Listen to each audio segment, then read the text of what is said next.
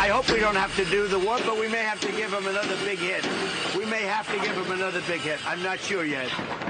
You'll know very soon. Good job. How close were you to striking Iran? I was an hour away. We're all set to go. An hour away, President Trump revealing the last-minute decision to hold off on new airstrikes against Iran this week to give negotiations a final chance. But he signals that a major U.S. escalation could still come at any moment.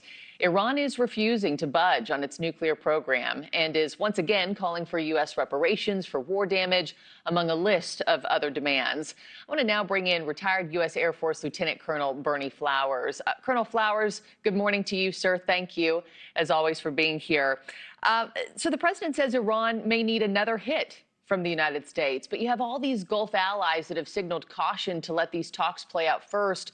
What would be the ripple effects if the U.S. resumes this military campaign again?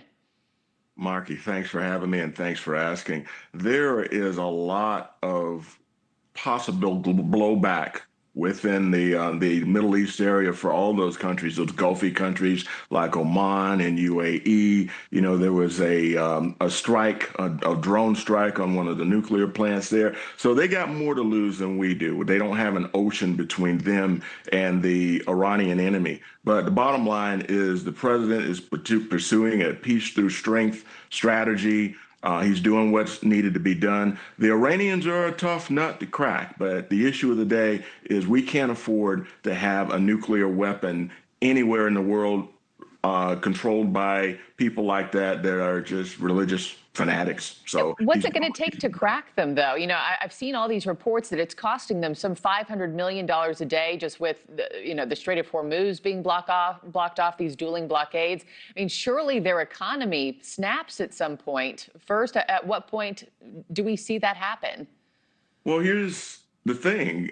They are a theocracy, and they don't think in terms of economics like we do. They don't think in terms of human life. Some of those people, I know it's going to sound a little weird, but they want to bring on the second coming, and we don't want that, you know? So the issue of the day is that they are doing this thing for control, and we don't really know what will be their breaking point. We also have to take into account that the idea is that the people that we would normally negotiate with are not around anymore. So we're dealing with new people, and a lot of them are a lot more radical than the folks that we're used to dealing with. And that's a typical negotiation tactic over there, you know. So it's a tough business, but we need to stay the course. Yeah, we know they don't care about their own people whatsoever. President Trump and Vice President Vance have both said that Iran wants a deal, yet this regime keeps pushing for these same demands, Colonel. You've got, they want reparations from the U.S. The White House sees that as a non-starter. How do you weigh their refusal to pivot if they really do want some sort of a deal? And is there any path to ending this war without a nuclear agreement in place? Well, here's the thing, and I want to bring this up, and I'm glad you offered that, restraint.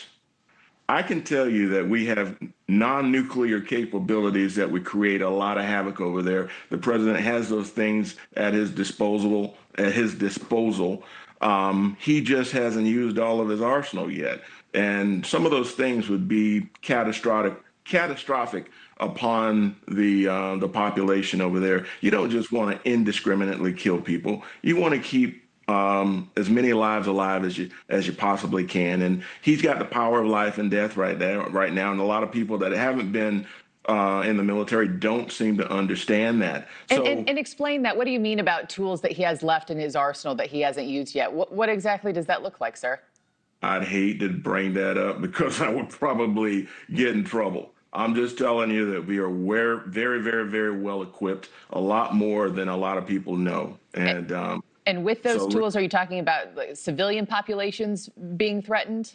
Yes, very much so. So we don't want to go there. We want to keep this thing within militaries. And as you mentioned earlier, the Iranians don't really care about their population. They are a theocracy, and they're thinking about things that are beyond, the day-to-day lives of the Iranian people.